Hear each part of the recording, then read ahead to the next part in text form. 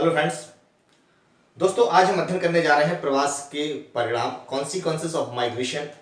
इसके पूर्व में हम प्रवास क्या है, प्रवास कितने प्रकार के होते हैं और प्रवास के कौन कौन से मुख्य कारण हैं, इसका हम अध्ययन कर चुके हैं। अब आप हमारे इस चैप्टर के जो डिस्क्रिप्शन में आपको पूर्व का लिंक मिल जाएगा, वहाँ से आप हमारे पूर्व के दोनों प्रवास संबंधी जो वीडियो हैं वो आपको मिल जाएंगे, वहाँ से आप उसका अध्ययन कर लें।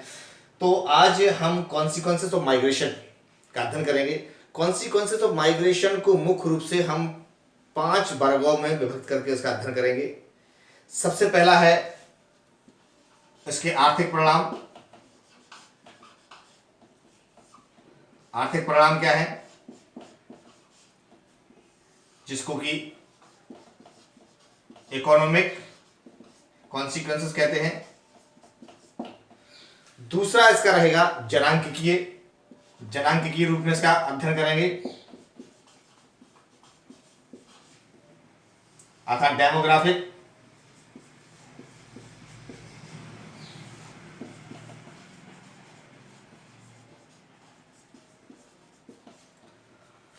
सामाजिक परिणाम।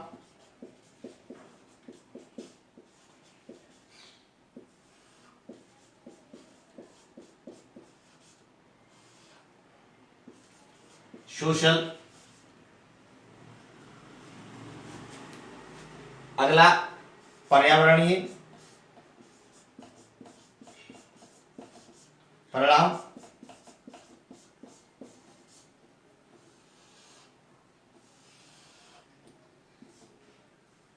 एनवायरमेंटल।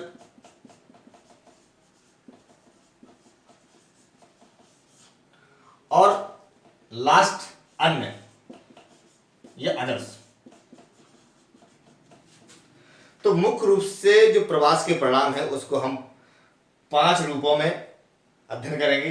आर्थिक परिणाम के रूप में, जनांकिकीय परिणाम के रूप में, सामाजिक परिणाम के रूप में, पर्यावरणीय परिणाम के रूप में और अदर्स के रूप में।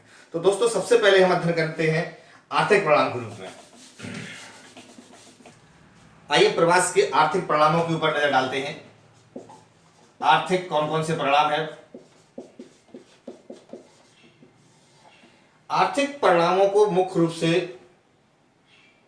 2 भागों में डिवाइड करके हम इसका अध्ययन करेंगे। सबसे पहले इसके कौन कौन से सकारात्मक प्रभाव हैं, अर्थात पॉजिटिव, और दूसरा नकारात्मक, नेगेटिव। अगर हम सकारात्मक की चर्चा करें तो अंतर्राष्ट्रीय प्रवासियों द्वारा जो भेजी गई हुंडी, या इसको हम रेमिटेंस बोलते हैं, जो भेजा हुआ धन होता है, यह विदेशी विनिमय जो फॉरेन एक्सचेंज है उसका बहुत बड़ा प्रमुख स्रोत है। तो सबसे पहले तो इसमें हम लोगों को जो विदेशी विनिमय प्राप्त होता है, फॉरेन एक्सचेंज,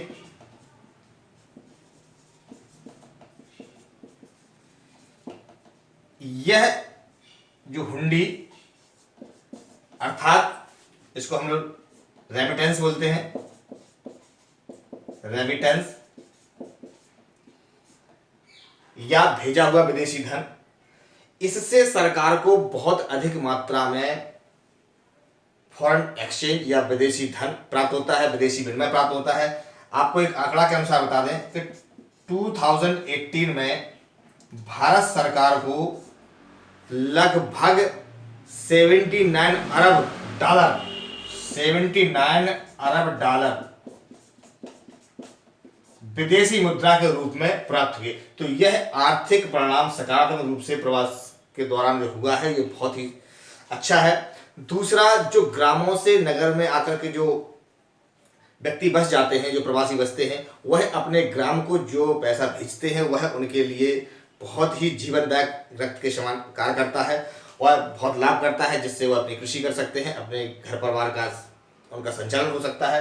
तो जो प्रवास के परिणाम है सकारात्मक, ये तो विदेशी विनिमय प्राप्त होता है, और दूसरा जो नगर से ग्राम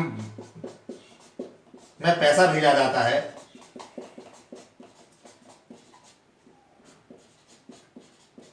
वह किसी भी ग्राम की समृद्धि में बहुत महत्वपूर्ण योगदान देता है। तो यह तो प्रवास के सकारात्मक पहलू हुए। अगर नकारात्मक पहलू की बात करें तो जनसंख्या तथा संशोधन के बीच असंतुलन हो जाता है।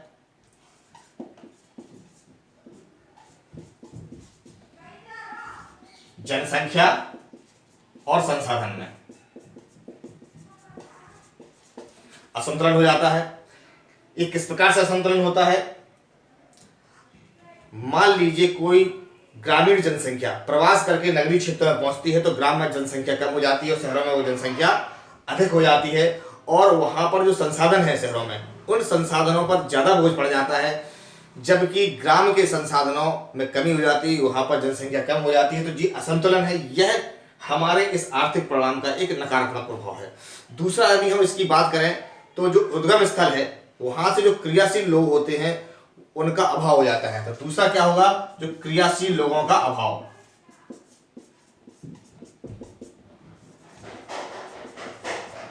क्रियाशील से तात्पर्य है ऐसे कामगार व्यक्ति जो काम कर रहे हैं और शहरों में आकर के उनकी संख्या बढ़ जाती है और ग्रामों में वो कामगार संख्या कम हो जाती है। इसके अलावा एक और बहुत विशेष है कि जो उच्च शिक्षा प्राप्त प्रतिभाशाली बच्चे होते हैं अन्य देशों के लिए पलायन कर जाते हैं। इस प्रक्रिया को प्रतिभा पलायन एंड ब्रेन ड्रेन कहते हैं। प्रतिभा पलायन या ब्रेन ड्रेन, इस शब्द को आप लोग ध्यान से सीख लें, समझ लें। ब्रेन ड्रेन एक कंपटीशन में पूछा जाता है क्या है ब्रेन ड्रेन। तो जो प्रतिभाशाली बच्चे हैं जो विदेशों में चले जाते हैं और जो हमारे देश की प्रतिभा का हनन होता है, यह ब्रेन ड्रेन या प्रतिभा पलायन कहलाता है। तो यह आर्थिक परिणाम के कुछ नकारात्मक पहलू हैं। तो अभी आपने अध्ययन किया प्रवास के आर्थिक परिणाम कौन कौन से हैं, जिसको हमने सकारात्मक और नकारात्मक रूप में समझा। अब इसके बाद हम समझते हैं कि इसके जनांकीय परिणाम कौन कौन से हैं।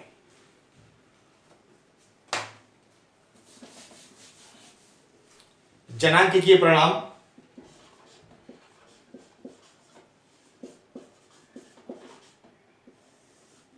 अर्थात डेमोग्राफिक,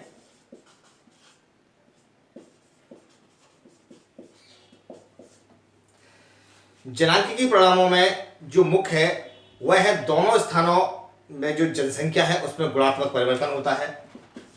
सबसे पहला गुणात्मक परिवर्तन, इसको आप समझ लें।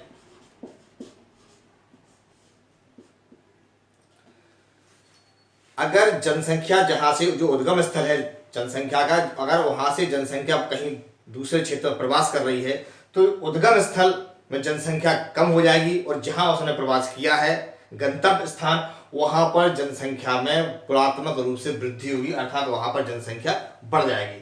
तो यह एक तरफ नेगेटिव हुआ और एक तरफ पॉजिटिव हो गया।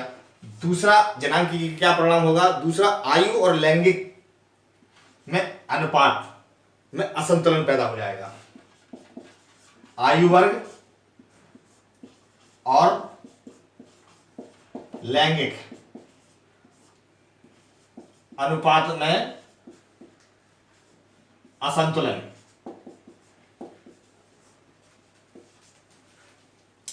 इससे तात्पर्य है, जैसा कि सब जानते ही हैं कि आयु वर्ग वही आयु वर्ग पलायन करती है जो कि युवा होती है, अर्थात 25 से 35 या 40 साल के लोग। तो इस आयु वर्ग की जनसंख्या पलायन करने वाले क्षेत्रों से अर्थात ग्रामीण क्षेत्रों से कम हो जाती है और जहां वह उसका गंतव्य है वहां पर उसकी संख्या में वृद्धि हो जाती है। इसी प्रकार से लैंगिक में अधिकांश जो प्रवास करने वाले व्यक्ति हैं वह व्यक्ति होते हैं, मनुष्य होते हैं, मानव होते हैं, मेंस होते हैं, और उनका अनुपात स्त्री पुरुष का जो अनुपात है वह बहुत ही डिफर हो जाता है, उसमें बहुत ज्यादा असंतुलन आ जाता है। तो जनांकीय रूप में सबसे पहला तो गुणात्मक परिवर्तन होता है, आयु और लैंगिक अनुपात में असंतुलन आ जाता है और जनसंख्या वृद्धि दर में परिवर्तन हो जाता है।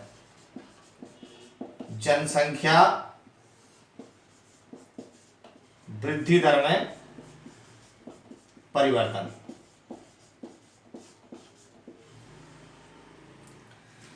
जनसंख्या जहां से पलायन करती है वहां जनसंख्या दर में कमी आती है और मृत्यु दर वहां पर बढ़ जाती है। तो दोस्तों यह जनांकीय परिणाम है।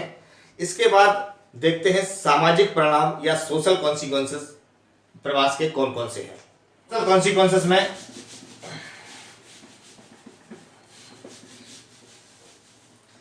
सामाजिक परिणाम,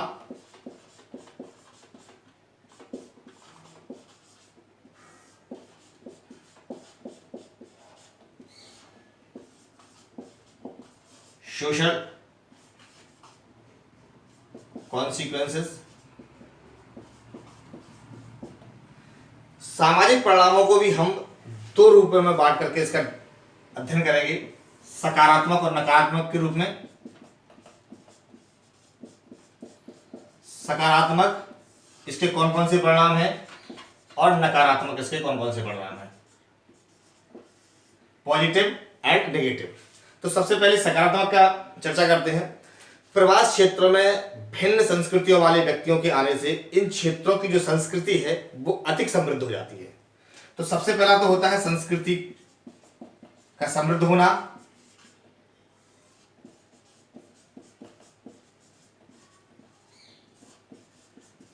संस्कृति का समृद्ध होना। दूसरा, प्रवासी सामाजिक परिवर्तन अभिकर्ता के रूप में होते हैं, जैसे कि नवीन प्रौद्योगिकी, परिवार नियोजन, बालिका शिक्षा आदि नवीन विचार नगरीय क्षेत्रों से ग्रामीण क्षेत्रों की ओर जाते हैं। तो ये दूसरा इसका सकारात्मक प्रभाव है कि सामाजिक परिवर्तन करने के प्रमुख पक्षधर होते हैं। सामाजिक परिवर्तन होता है, नगरीय क्षेत्रों में से जो ही सीख करके जाते हैं ग्रामीण क्षेत्र के प्रवासी, वह वहां जाकर के वहां पर सामाजिक परिवर्तन लाते हैं। और नकारात्मकता की अगर हम बात करें, नकारात्मक इसके कौन कौन से प्रभाव हैं, तो बहुत से प्रवासी असुरक्षित यौन संबंधों में लिप्त पाए जाते हैं, जिससे यह संक्रामक बीमारी गांव में पहुंच जाती है। तो सबसे पहले तो क्या है नकारात्मकता इसकी, असुरक्षित यौन संबंध,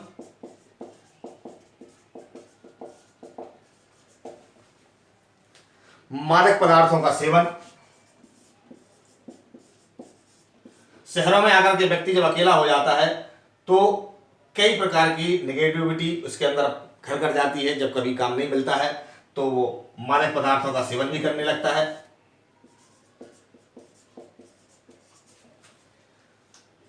असामाजिक कार्यों में लिप्त हो जाता है।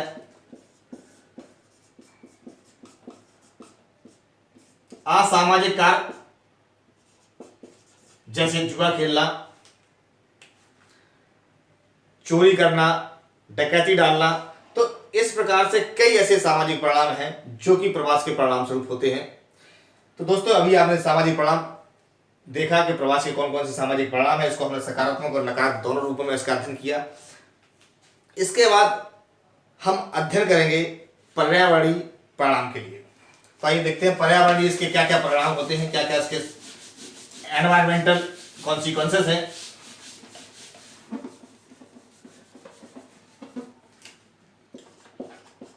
पर्यावरणीय या एनवायरमेंटल,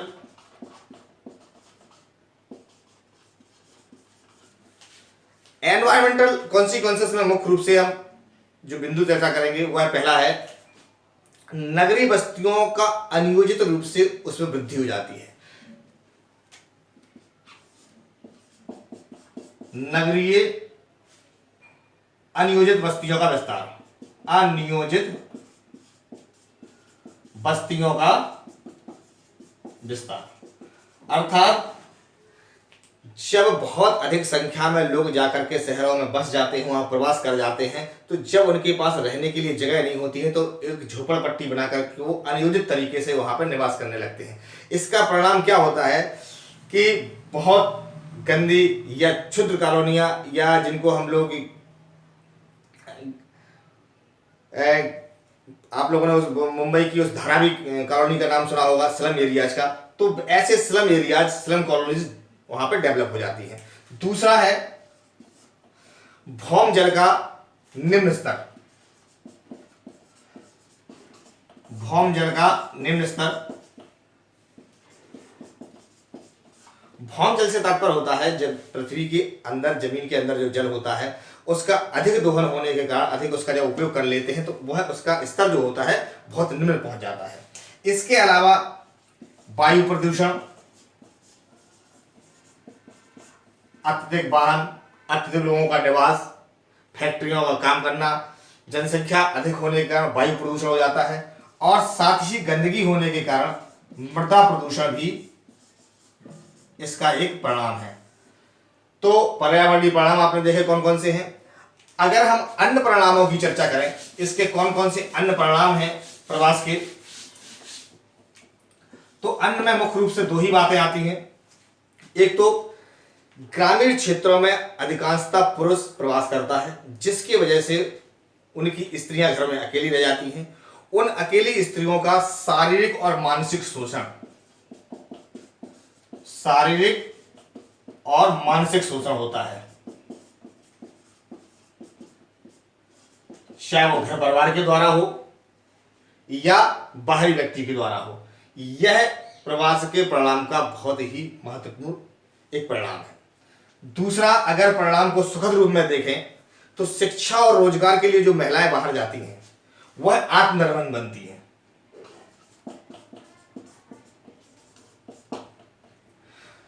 तो दोस्तों, ये अभी हमने अध्ययन किया इसका प्रवास के प्रमुख परिणामों का, कॉन्सिक्वेंसेस ऑफ द माइग्रेशन का।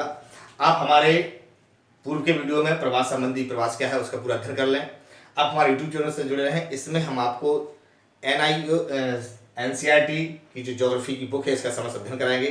धन्यवाद।